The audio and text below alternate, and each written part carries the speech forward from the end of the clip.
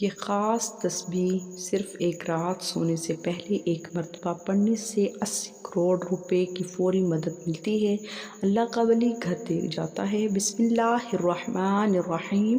محترم ناظرین اکرام، یہ خاص تصویر صرف ایک رات میں ایک مرتبہ پڑھنے سے کروڑوں کی فوری مدد جو بھی کرتا ہے، یہ عمل کروڑ پتی بن جاتا ہے۔ محترم ناظرین، رات میں صرف ایک بار یہ تسبیح پڑھنے کی دیر ہے۔ یہ تسبیح پڑھنے والے سے رب کی ذات اتنا خوش ہو جاتی ہے کہ عرش الہی پر بیٹھا رہا فرشتوں سے ذکر کرتا رہا، فرشتوں کو حکم جاری کرتا ہے کہ جاؤ اس بندے کی ہر حاجت کو پورا فرما دو، اس بندے کی تمام رکاوٹیں بندشیں دور فرما دو۔ اللہ والو، اگر آپ چاہتے ہیں کہ رب کی ذات آپ سے خوش ہو جائے، آپ کی نسلوں کو آباد فرما دے، تو یہ خاص وظیفہ اور ساتھ میں ایک دعا بھی آپ کو بتا دوں، لہٰذا ویڈیو کو آخر تک دیکھیے گا تاکہ آپ کو پورے وظیفے کی صحیح طرح سمجھ آ جائے۔ محترم ناظرین، اس وظیفے کو کسی صورت مت چھوڑیے گا، کیونکہ رب کی ذات جب دینے پر آتی ہے تو نہ شکلیں دیکھتی ہے نہ اعمال دیکھتی ہے۔ رب کی ذات جس بندے سے راضی ہو جائے اس کی نسلوں کو آباد فرما دیتی ہے۔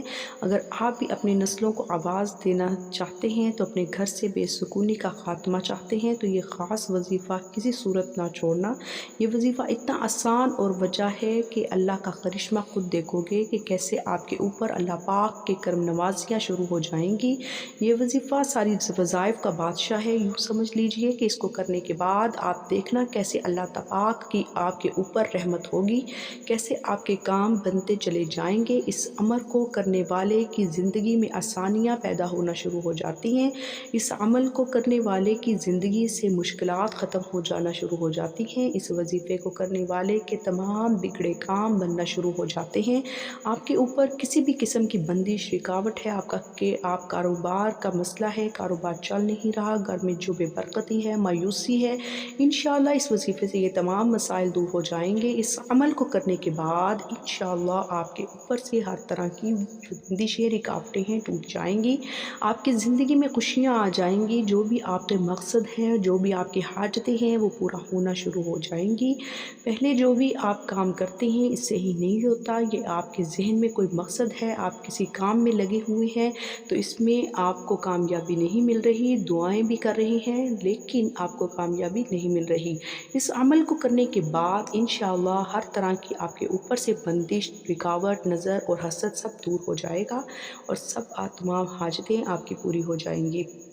آپ کا مسئلہ ہے انشاءاللہ وہ دور ہو جائے گا۔ آج صرف ایک تسبیح پڑھیں اور اس تسبیح کو آپ نے ضرور پڑھ لینا ہے اور انشاءاللہ اس نایاب وظیفے کی برکت سے آپ کے ہاتھوں میں دولت ہوگی، آپ کے ہاتھوں میں پیسہ ہوگا۔ انشاءاللہ دیکھ لینا غیب سے آپ کے لیے دولت کا بندوبست ہو جائے گا۔ یہ جو وظیفہ میں آپ کو بتانے جا رہی ہوں یہ بہت ہی خاص وظیفہ ہے۔ یہ جو تسبیح ہے اس کو پڑھنے سے اللہ پاک کی ذات بہت خوش ہوتی ہے۔ وہ ہستی جسے کسی آنکھ نے نہیں دیکھا، جسے کوئی گمان نہ چھو سکا، تعریف کرنے والے اس تعریف سے عاجز رہے، نہ حادثات اسے بدل سکے، اسی زمانے کی بے ثباتی کا کوئی خوف نہیں، پہاڑوں کے وزن اور سمندر کی پیمائش کا علم اس کے پاس ہے، بارش کے قطروں اور درختوں کے پتوں کے عدد سے باخبر ہے، اس پر رات کی ظلمت اور رات کی روشنی ہے، سب جانتا ہے، اس پر آسمان کی بلندی، زمین کی پستی، سمندر کی گہرائی اور پہاڑ کی چوٹی پر کوئی چیز پوشیدہ نہیں، وہ ہر چیز کو اس کی تمام تفاصیل کے ساتھ جانتا ہے۔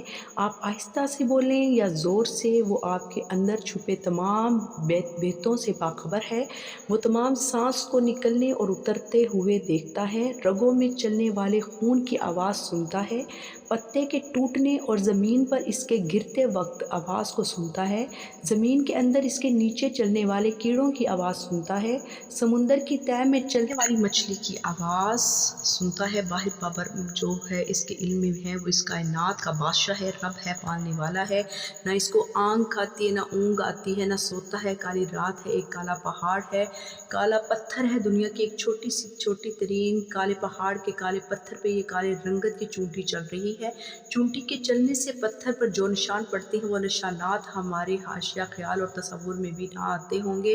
اس لکیر کو اس کے تمام تفصیل کے ساتھ عرش پر بیٹھ کر دیکھنے والی ہستی کا نام اللہ جل جلالہ ہے۔ آپ کبھی چونٹی کو اٹھا کر اس کے پاؤں تلاش کرنے کی کوشش کریں، آپ کو اس کے پیر ہی نظر نہیں آئیں گے۔ ان پاؤں کے نشانات دن کی روشنی میں اگر وہ نرم مٹی پر چلے تب بھی آپ کے پاؤں کے نشانات نظر آنا محال ہے۔ رات کی ظلمتوں میں کالے پہاڑ کے سخت کالے چٹانوں پر اس کے پاؤں کے نشانات نظر آئیں، جبکہ وہ عظیم برتر ہستی عرش پر سے چھوٹی مخلوق کی ظلمات کے اندر پاؤں کے نشانات کو دیکھتا ہے۔ ہم جس جگہ آباد ہیں اسے دنیا کہتے ہیں۔ یہ روز ہمارے مشاہدے سے گزرتا ہے، یہاں ہمیں سب نظر آ رہا ہے۔ یہاں ہم نے اپنے مشاہدات سے فوائد و نقصانات کے پیمانے بنائے ہوئے ہیں، جبکہ یہ دنیا اس بحر و ذخار کا صرف ایک قطرہ ہے جس کی وسعتوں نے چاروں سمت سے اسے گھیرا ہوا ہے۔ ہماری آنا سے خارج ایک وسیع عریض ایک کائنات آباد ہے جس کا ایک خالق ہے، ایک مدبر ہے۔ اس کی عظمت و جلال کی نشانی یہ عظیم کائنات ہے۔ اس کائنات کے باوجود تسلیم کرنے سے اس کے وجود کو تسلیم کرنا ایک عام انسان کے لیے لازم ہو جاتا ہے۔ جب کسی کو اللہ تعالیٰ کی ذات کا حقیقی ادراک ہو تو وہ حسی طور پر سے ہی مگر تصوراتی طور پر جیسے اللہ تعالیٰ کو دیکھ رہا ہوتا ہے۔ حضرت عبداللہ بن عمر رضی اللہ تعالیٰ عنہ سے روایت ہے کہ اس واقعے کا بیان ہے جب رسول اللہ تعالیٰ کی عظمت کو بیان فرما رہے تھے تو اس وقت آپ کی کیفیت یہ تھی کہ آپ کا جسم ہل رہا تھا اور دیکھنے والوں کو ایسا محسوس ہو رہا تھا کہ آپ زمین پر گر پڑیں گے۔ اسے اللہ تعالیٰ کی معرفت اور خشیت کہتے ہیں۔ یہ معرفت انسان کے اندر ایک بونچال کی کیفیت پیدا کرتی ہے۔ یہ کیفیت اللہ کو دیکھے بغیر دیکھ لینا۔ یاد رکھیں کہ اللہ کی اس عظیم کائنات جس کا ہم ایک بہت ہی چھوٹا قطرہ ہیں، اس نے ہمیں ایک ہی مقصد کے لیے پیدا فرمایا ہے، وہ ہے عبادت، عبادت اور صرف عبادت۔ اس کے علاوہ کوئی مقصد حیات نہیں ہے۔ بے شک وسائل ذریعے ہوں، اللہ کے خزانوں میں کسی چیز کی کمی نہیں ہے، تو انسان کو پیدا نہیں کیا گیا اور نہ ہی اس ہستی نے اپنے دل لگی کے لیے اسے پیدا کیا ہے، نہ اس ذوالجلال کو کوئی کام اٹک گیا ہے جس کی وجہ سے انسان کی خلقت ضروری تھی۔ انسانی خلقت کا واحد مقصد صرف عبادت ہے۔ انسان سے اس خدائے صبور قدوس کی صرف عبادت مطلوب ہے، اس لیے صبح و شام اسے یاد کرو۔ یہی انسانیت کی معراج اور امتیاز ہے۔ اللہ کا ہو جاتا ہے تو ساری دنیا کی غلام ہو جاتی ہے، تو اللہ کا دوست بن جاتا ہے، پھر اس انسان کے دشمن اللہ کے دشمن بن جاتے ہیں، اس کے دوست اللہ کے دوست ہو جاتے ہیں۔ جس نے اللہ کے دوست کو تکلیف پہنچائی وہ قادر متعلق اس سے اعلان جنگ کر لیتا ہے۔ اللہ کا ہو کر دیکھیے، اللہ کی ذات کو مقصد بنا کر زندگی گزار کر تو دیکھیے، اللہ کے لیے مرنا، اس پر مٹنا سیکھیے، اس کے لیے جینا سیکھیے۔ خوشی بھی وہی ہو جو اسے پسند ہو، غم بھی وہی جو اس لحاظ سے اظہار بھی جو اسے پسند ہے، اور اخفا بھی وہ جو اسے پسند ہو۔ ہر دم اور ہر لمحہ اس کی رضا مطلوب مقصود ہو۔ اللہ تعالیٰ کی عبادت کے ساتھ ساتھ ہمیں ہر پل، ہر وقت، ہر لمحے شکر ادا کرتے رہنا چاہیے۔ اسلام نے شکر ادا کرنے کے ہمیں 4 طریقے بتلائے ہیں: دل سے، زبان سے، نعمتوں کے استعمال سے، مخلوق خدا کی خدمت سے۔ دل سے شکر ادا کرنے کا طریقہ خواہ وہ انسان ہو یا اللہ، دونوں برابر ہیں۔ مثلاً اگر کوئی آپ پر احسان کرتا ہے اور آپ اس کی بجائے احترام کسی اور کا کریں تو وہ ناراض ہو جائے گا۔ بالکل اسی طرح اللہ تعالیٰ نے ہمیں بے شمار نعمتوں سے نوازا ہے، اگر ہم اللہ تعالیٰ کے بجائے کسی اور کا احترام کریں تو اس عمل سے اللہ تعالیٰ بہت سخت ناراض ہو جاتے ہیں۔ ہم اللہ اکبر تو کہتے ہیں لیکن دل میں احترام پیسے کا ہے، اس سے سب کچھ ہوتا ہے، اس کے علاوہ کچھ بھی نہیں ہو سکتا۔ ایسے نظریے اور عقیدے سے اللہ ناراض ہوتے ہیں۔ یہ ایک فطرتی اصول ہے کہ جس شخص پر کوئی احسان کرتا ہے وہ بندہ اس کا غلام بن جاتا ہے اور اس سے محبت کرنے لگ جاتا ہے، اس کی پسند کو ترجیح بھی دیتا ہے۔ اسی طرح ہمیں بھی چاہیے کہ ہم اپنے حقیقی اللہ تعالیٰ کے احکامات کو ہر وقت ماننے کی اور ترجیح دینے کی کوشش کریں۔ زبان سے شکر ادا کرنے کا طریقہ انسان اس کا اقرار اور اظہار کرے کہ یہ چیز میرے ابو نے یا بھائی وغیرہ نے دی ہے، اس میں ریاکاری مقصود نہ ہو۔ اللہ تعالیٰ کی ہر دی ہوئی چیز پر الحمدللہ کہیں، مثلاً الحمدللہ اللہ نے مجھے آنکھوں کی نعمت سے نوازا وغیرہ۔ بندوں کا شکر ادا کرنے کا مطلب یہ ہے کہ جب کوئی آپ کو کوئی چیز دے تو اس پر اس کو جزاک اللہ خیرا کہہ دیا کرے تاکہ اس کے ذریعے اس کی دی ہوئی نعمت کا اس کو بدلہ مل جائے۔ حدیث میں آپ نے فرمایا جو شخص بندوں کا شکر ادا نہیں کرتا وہ میرا شکر ادا نہیں کرتا۔ نعمتوں کے عملی استعمال کا مطلب یہ ہے کہ اللہ تعالیٰ کی دی ہوئی نعمتوں کو بھی عملی طور پر استعمال کرنا اور اس کا استعمال کر کے اظہار کرنا۔ ایک مشہور واقعہ ہے کہ ایک صحابی آپ کے پاس آئے اور انہوں نے میلے کچیلے کپڑے پہنے ہوئے تھے، جس پر آپ نے ناراضگی کا اظہار کرتے ہوئے فرمایا کہ جاؤ کپڑے صاف ستھرے پہن کر آؤ، کیونکہ اللہ تعالیٰ خود بھی جمیل ہیں اور خوبصورت اور جمال کو پسند کرتے ہیں۔ جب ہم اللہ تعالیٰ کی دی ہوئی نعمتوں کو اپنے وجود پر اظہار کرتے ہیں تو اس سے اللہ تعالیٰ بہت خوش ہوتے ہیں، لیکن اگر استعمال نہ کی جائے تو یہ بھی ایک ناشکری ہے۔ مخلوق خدا کی خدمت کر کے شکر ادا کرنا مطلب یہ ہے کہ اللہ تعالیٰ کی دی ہوئی نعمتوں سے دوسروں کو فائدہ پہنچانا، مثلاً اپنے علم، عمل، ہنر، مال اور تزکیہ نفس وغیرہ سے دوسروں کی رہنمائی کرنا، یہ بھی ایک شکر کا بہت بڑا طریقہ ہے۔ تو محترم ناظرین کرام، اب اس عمل کا طریقہ کار جان لیں۔